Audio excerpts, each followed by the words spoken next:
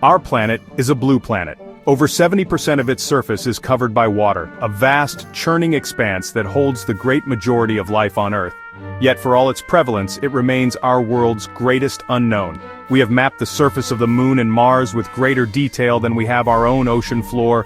This immense liquid realm, so vital to our existence, is a place of profound mystery, of breathtaking beauty, and, in its deepest, darkest corners, of an almost unimaginable terror.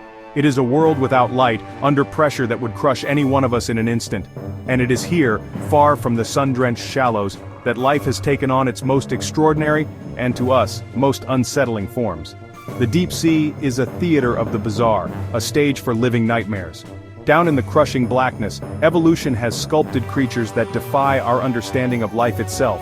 They are beings of ghostly light and gaping jaws, ancient survivors from a time before humanity, perfectly adapted to an environment more alien than any we might imagine in outer space. In this journey, we will descend into that abyss, to confront the ocean's creepiest inhabitants, and the chilling phenomena that haunt its depths. We will look into the eyes of living fossils and witness strategies for survival that blur the line between life and horror. This is not just a dive into the water, but a dive into the deepest recesses of our own primal fears, exploring a world that is both terrifying and utterly, captivatingly real. In the perpetual midnight of the Bathyal Zone, thousands of feet below the surface, survival depends on ingenuity. Here, where no sunlight can penetrate, life must create its own. And few are more masterful at this than the anglerfish. She is a grotesque marvel of adaptation, a creature seemingly born from a nightmare. Her globular body is little more than a cavernous mouth, armed with long, needle-sharp teeth that point inwards, ensuring that anything captured has no chance of escape. She is the ultimate ambush predator in a world of absolute darkness, a patient hunter waiting for the unwary. Her secret weapon is a deception of ethereal beauty. From her head sprouts a fleshy, fishing rod-like appendage, the Eska, and at its tip, a glowing lure.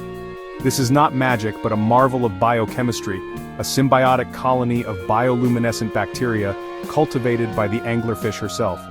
She dangles this ghostly light, twitching it back and forth, mimicking the movements of a small, helpless creature. In the barren emptiness of the deep, this beacon is an irresistible invitation, a promise of a meal that draws smaller fish and crustaceans out of the blackness, directly towards her waiting jaws. But the anglerfish's strangeness does not end with her hunt. Her mating strategy is one of the most extreme in the animal kingdom. The male anglerfish is a tiny, parasitic creature, his sole purpose to find a female. Once he does, he bites into her flesh and latches on, his body fusing with hers over time. He becomes a permanent attachment, losing his eyes and internal organs, drawing all his nutrients from her bloodstream, becoming little more than a living sperm bank. In the vast, empty deep, finding a mate is a near impossible task, and the anglerfish has found a truly macabre solution. Deeper still, we enter a zone where the very water seems hostile to life. This is the oxygen minimum zone, an abyss where oxygen levels are so low that most creatures cannot survive. Yet here, a remarkable animal thrives. It is known rather dramatically as the vampire squid, but it is neither a vampire nor a true squid. It is the last surviving member of its own ancient order, a living relic that has found sanctuary in this suffocating realm. Its appearance is truly spectral, a body of velvety black or pale reddish skin. It possesses a cloak-like webbing that connects its 8 arms, which it can spread out like a shroud to envelop itself. When threatened, it can pull this dark cape over its entire body, turning itself inside out to reveal rows of fleshy spines called cirri. Its eyes, proportionally the largest of any animal on Earth, glow with a ghostly red or blue light, staring out from the darkness like malevolent embers. It moves with a silent, languid grace, a phantom drifting through the water column, a master of this inhospitable world. Unlike its namesakes, the vampire squid does not hunt for blood. It is a detritivore, feeding on the marine snow, the organic debris that drifts down from the brighter world above. And when it needs to defend itself, it has a defense unlike any other. Instead of ink, it ejects a cloud of sticky, bioluminescent mucus. This glowing cloud can hang in the water for nearly 10 minutes, a dazzling and disorienting display that blinds and confuses predators, allowing the squid to vanish back into the suffocating, silent darkness it calls home. On the abyssal plains, the vast muddy floor of the deep ocean, life moves at a glacial pace. Here, giant scavengers patrol the seabed, clearing away the dead that rain down from above. Among the most startling of these is the giant isopod. To our eyes, it looks like a creature from a B-movie, a common pillbug or woodlouse magnified to a terrifying scale. Some can grow to over 2 feet in length, their armored, segmented bodies making them seem like prehistoric trilobites returned from extinction. They are, in fact, crustaceans, ancient relics of a bygone age. Their appearance alone is enough to evoke a primal sense of unease. They are a perfect example of deep-sea gigantism, a phenomenon where creatures of the abyss grow to much larger sizes than their shallow-water relatives. With 14 legs and 2 sets of antennae, they crawl slowly across the soft sediment, their large, compound eyes reflecting the lights of our submersibles with an alien, impassive stare. They are the cleanup crew of the deep, perfectly adapted to a life of patience and opportunism in a world where food is incredibly scarce. When a large carcass, a whale or a great shark, finally settles on the seabed, it is a monumental feast. Swarms of giant isopods will descend upon it, using their 4 sets of jaws to methodically tear away at the flesh. They can gorge themselves to the point of immobility, storing energy for the long periods of famine that will inevitably follow. It is a testament to their resilience that they can survive for years without a single meal, waiting in the cold, crushing darkness for their next opportunity, a living testament to the patient, enduring and unsettling nature of life on the ocean floor. There are creatures in the deep that seem to have been bypassed by evolution, swimming specters from a time long before our own. The frilled shark is one such animal. Often called a living fossil, its lineage stretches back at least 80 million years, and it has changed very little in all that time. At first glance it looks more like a monstrous eel than a shark, with its long serpentine body that can reach up to 6 feet in length. It moves with an unnerving snake-like flexibility, a dark shape undulating through the twilight zone. Its most nightmarish feature is its mouth. Its jaws are lined with 25 rows of needle-sharp, trident-shaped teeth, around 300 of them in total. When its mouth is closed, the frilly, gill-like slits that give it its name add to its primeval appearance. But when it opens its mouth to strike, the jaws are revealed to be unusually wide and flexible, allowing it to swallow prey whole, often up to half its own body size. Its grin is a vision of biological terror, a perfectly designed trap from the age of dinosaurs. Sightings of the frilled shark are exceptionally rare. It lives its life in the deep, hunting squid and other fish, a predator perfectly in tune with its dark environment.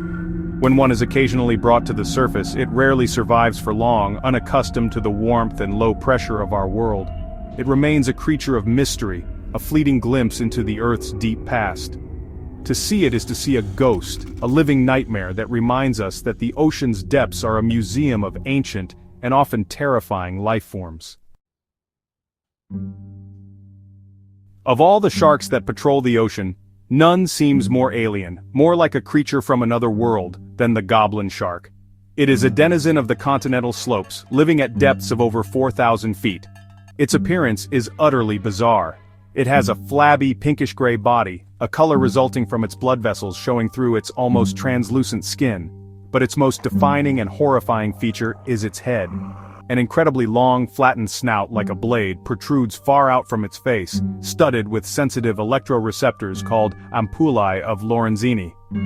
This long snout acts as a metal detector for living things, sensing the faint electrical fields produced by the muscle contractions of nearby fish, crabs, and squid hiding in the darkness or buried in the sediment. But it is what happens when it detects prey that is the stuff of nightmares. In a fraction of a second, the goblin shark's jaws, which are normally retracted beneath its snout, catapult forward in a mechanism known as slingshot feeding. They extend to the very end of its snout, a grotesque and rapid projection of nail-like teeth. This protrusible jaw allows it to snatch prey from a distance, a biological catapult of flesh and teeth. The entire action is startlingly fast and violent, a brief, terrifying explosion of movement in the otherwise calm deep. The goblin shark's ghostly color, its strange elongated snout, and its alien-like jaw mechanism make it one of the most unsettling creatures we have ever discovered. It is a living testament to how evolution, in the absence of light, can produce forms that are profoundly and deeply disturbing to our surface-dwelling sensibilities. Legends of sea monsters have haunted sailors for millennia. Tales of giant krakens dragging ships to their doom. In the deep ocean, such legends have a basis in fact. Here lives the colossal squid, the largest invertebrate on the planet.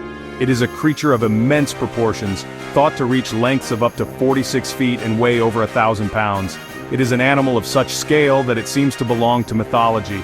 Its eyes are the largest in the animal kingdom, the size of dinner plates, designed to capture the faintest glimmers of bioluminescent light in the pitch-black Antarctic depths. But its size is not its most terrifying feature. Its two longest tentacles, used for capturing prey, are not lined with simple suckers. Instead, they are armed with a terrifying array of sharp, swiveling hooks, some three-pronged, embedded within the suckers. These are weapons designed to dig into the flesh of its prey and its predators. Scars from these very hooks are often found on the bodies of sperm whales, the colossal squid's only known natural enemy, painting a picture of epic, titanic battles waged in the crushing darkness thousands of feet below. Despite its immense size, the colossal squid remains one of the planet's most enigmatic creatures. No one has ever seen one alive in its natural habitat. Everything we know comes from the few specimens that have been captured by fishing trawlers or have washed ashore. We can only speculate about its life, its behavior, how it hunts and how it fights. It is a true monster of the deep, a creature whose reality is perhaps even more awe-inspiring and terrifying than the legends it inspired. In the absolute absence of sunlight, the deep sea is not entirely dark. It's actually filled with cold, living light. This is the world of bioluminescence, a silent, ghostly language spoken by the majority of creatures who live here. This production of light is not incidental, it's a fundamental tool for survival used for hunting, for defense, and yeah, even for finding a mate. Bacteria, jellyfish, squid, and fish all contribute to this ethereal light show, turning the abyss into a galaxy of moving stars, a supernatural display in the crushing blackness. The forms this light takes are endlessly varied and, honestly, deeply eerie. The loose-jaw dragonfish produces a beam of red light from beneath its eyes, a wavelength invisible to most other deep-sea creatures, effectively giving it a sniper's scope for hunting. The Atolla jellyfish, when attacked, erupts in a pulsating pinwheel of blue light, a burglar alarm designed to attract a larger predator that might attack its assailant. It's a desperate, beautiful cry for help, a spinning vortex of light in the void. This ghostly illumination creates an environment that feels, well, profoundly supernatural. Just imagine drifting through this world where disembodied lights flash and fade, where shimmering clouds of mucus hang in the water, and where chains of glowing salps drift by like spectral serpents. It's a world of phantoms, of eerie signals and silent conversations written in light. This constant ghostly glow is perhaps the most pervasive and unsettling phenomenon of the deep, a reminder that even in the planet's darkest corners, life finds a way to shine, often in the most hauntingly beautiful ways. Sometimes the creepiest things in the ocean are not the creatures we can see, but the things we can only hear. In the summer of 1997, the U.S. National Oceanic and Atmospheric Administration, or NOAA, detected a sound. It was captured by hydrophones, underwater microphones, placed thousands of miles apart in the Pacific Ocean. The sound was of an ultra-low frequency, and it was incredibly powerful, far louder than any known animal vocalization, including that of the blue whale, the loudest animal on Earth. It was given a name, the bloop. The sound profile of the bloop was strange. It rose rapidly in frequency over about a minute and was of sufficient amplitude to be heard by sensors over 3,000 miles apart. For years, its origin was a profound mystery. The sound signature resembled that of a living creature, but for a creature to produce a sound that powerful, it would have to be of a truly monstrous size, far larger than any animal known to science. This sparked intense speculation and fear. Had we finally heard the voice of a real-life kraken, a Cthulhu-like entity stirring in the deep? The mystery fueled our deepest anxieties about what unknown horrors might lurk in the unexplored 95% of the ocean. For a time, the bloop was the sound of the unknown, the voice of the abyss itself. Years later, NOAA concluded that the sound was most likely consistent with that of a large icequake, the fracturing of a massive ice shelf in Antarctica. But for many, that explanation feels, well, less compelling than the alternative. The bloop remains a powerful symbol of the ocean's terrifying mysteries, a reminder that down in the dark, there are sounds, forces, and perhaps things that are beyond our comprehension. The ultimate horror of the deep ocean may not be a single creature or a mysterious sound, but the environment itself. It's a realm fundamentally hostile to our existence, and our fear of it is, honestly, deeply ingrained in our psychology. The sheer, crushing pressure is the first barrier. For every 33 feet we descend, the pressure increases by 1 atmosphere. In the abyssal zone, it is hundreds of times greater than at the surface, a weight that would, without a doubt, implode our bodies in an instant. It is a physical manifestation of the overwhelming power of the ocean. Then there is the darkness. Not just the absence of light, but a profound absolute blackness that our minds struggle to comprehend. Our sense of sight, so dominant in our world, is rendered useless. This sensory deprivation fuels our deepest fears, as our imagination populates the void with unseen threats. It's the primal fear of the dark, magnified on a planetary scale. The cold is equally extreme, often near freezing, a constant drain on energy and life, slowing everything to a crawl. This combination of crushing pressure, eternal darkness, and biting cold creates an environment so alien that it amplifies our fear of the unknown. The creatures that live here are a product of these extremes, their bizarre forms a reflection of the hostile world they inhabit. Our fear of the deep sea is, in essence, a fear of a world where we are not welcome, where we are fragile, blind, and helpless. It's the fear of an environment that operates by a different set of rules that are ancient, powerful, and utterly indifferent to our survival. Our journey into the abyss has shown us life at its most extreme and, to our eyes, its most terrifying. The anglerfish's insidious lure, the goblin shark's alien jaw, and the spectral glow of the vampire squid are not monsters from fiction. They are real inhabitants of our own planet, living in a world within a world. These creatures and the chilling phenomena like the bloop serve as profound reminders of how little we truly know. They reveal that the greatest frontier of discovery is not in the stars above, but in the crushing, dark waters that cover most of our world's surface. The ocean does not need mythical sea monsters to be terrifying. Its true power to unsettle us lies in its reality. It is a realm that can simultaneously evoke overwhelming awe at its beauty and profound dread at its hostility. This duality is the heart of its mystery. The fear we feel when we contemplate the deep is the fear of the unknown, of our own fragility in the face of immense ancient power. We are surface dwellers, forever looking down into a world that we can visit, but to which we will never belong. And so, the deep sea remains the Earth's final great frontier. It will continue to guard its secrets, revealing them to us only piece by tantalizing piece. Each new discovery will likely bring with it new questions and new reasons to be both terrified and fascinated. The ocean's ability to inspire both dread and wonder is its greatest legacy, a constant, humbling reminder that we are but a small part of a planet whose mysteries are as deep and as vast as the waters themselves.